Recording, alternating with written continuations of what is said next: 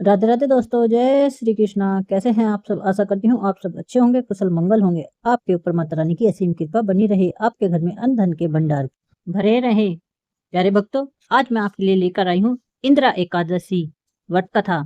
चलिएगा प्रारंभ करते हैं।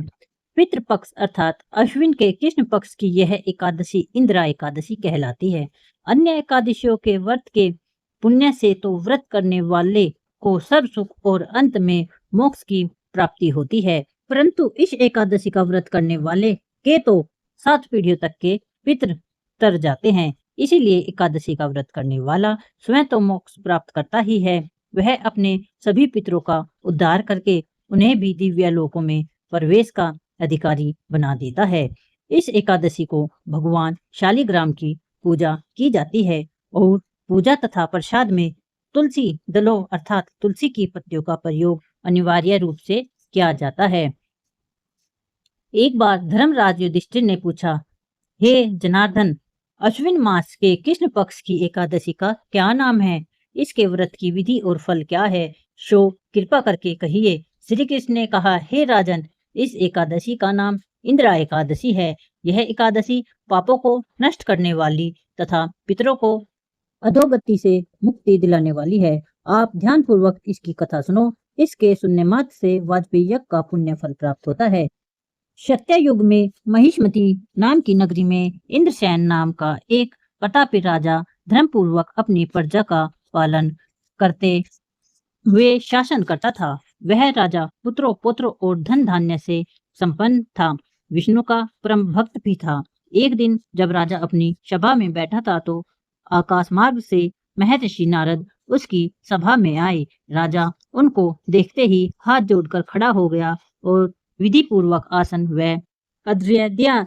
सुख से बैठकर नारद मुनि ने राजा से पूछा, हे राजन, आपके सातों अंग कुशल पूर्वक तो हैं, तुम्हारी बुद्धि धैर्य में और तुम्हारा मन विष्णु भक्ति में तो रहता है।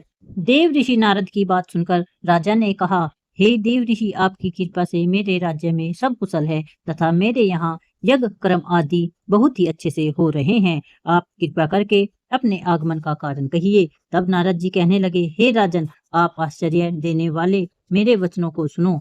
मैं एक समय ब्रह्मलोक में यमलोक को गया। वहां श्रद्धा पूर्वक यमराज से पूजित होकर मैंने धर्मशील और सत्यवान धर्मराज की प्रशंसा की। उसी यमराज की सभा में महान ज्ञानी और धर्मात्मा तुम्हारे पिता को एकादशी का व्रत भंग होने के कारण देखा। उन्होंने जो संदेश दिया है वह मैं तुमसे कहता हूँ। तुम्हारे पिता ने कहलवाया है कि पूर्व जन्म में कोई विघ्न हो जाने के कारण मैं यमलोक में रह रहा हूँ। हे पुत्र, यदि तुम इंदिरा एकादशी का व्रत मेरे निमित्त करो तो मुझको स्वर्ग की प्राप्ति हो सकती है। तब राजा कहने लगा, हे देवर्षि, आप इस व्रत की विधि मुझसे कहिए। नारद जी बोले, हे राजन, अश्विन मास के कृष्ण पक्ष की दशमी के दिन प्रातः काल श्रद्धा पूर्वक पितरों का श्राद्ध करें और एक समय भोजन करें तथा रात्रि को पृथ्वी पर शयन करें। दूसरे दिन अर्थात एकादशी के दिन प्रातः काल दातुन करें और स्नान करें। इसके पश्चात भक्ति पूर्वक व्रत का संकल्प करें। संकल्प करते समय भगवान से श्रद्धा पूर्वक कहें, प्रभु, मैं आज निराहार रहूंगा और समस्त भोगों का त्याग कर कल भोजन करूंगा। हे भगवान, आप मेरी रक्षा करने वाले हैं, आप मेरे व्रत को पूर्ण करें। इस प्रकार आचरण करके दोपहर को शालिग्राम की मूर्ति के आगे फल फूल रखकर उनकी पूजा करें। शाम को भगवान विष्णु की धूप दीप नैवेद्य आदि से पूजा करें तथा रात्रि जागरण करें।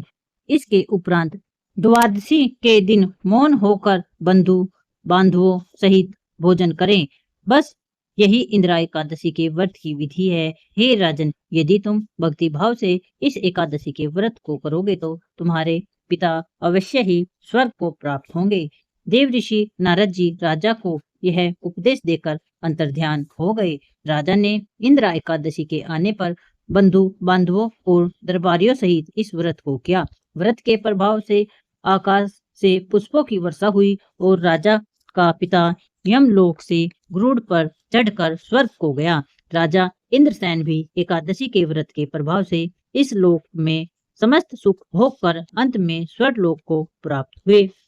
श्री कृष्ण भगवान ने अंत में कहा, हे धर्मराज युधिष्ठिर, यही इंदिरा एकादशी का महात्म्य है। इस कथा के पढ़ने और सुनने मात्र से ही समस्त पाप नष्ट हो जाते हैं और अंत में स्वर्ग लोक की प्राप्ति होती है। बोलो राधे राधे, श्याम मिला दे।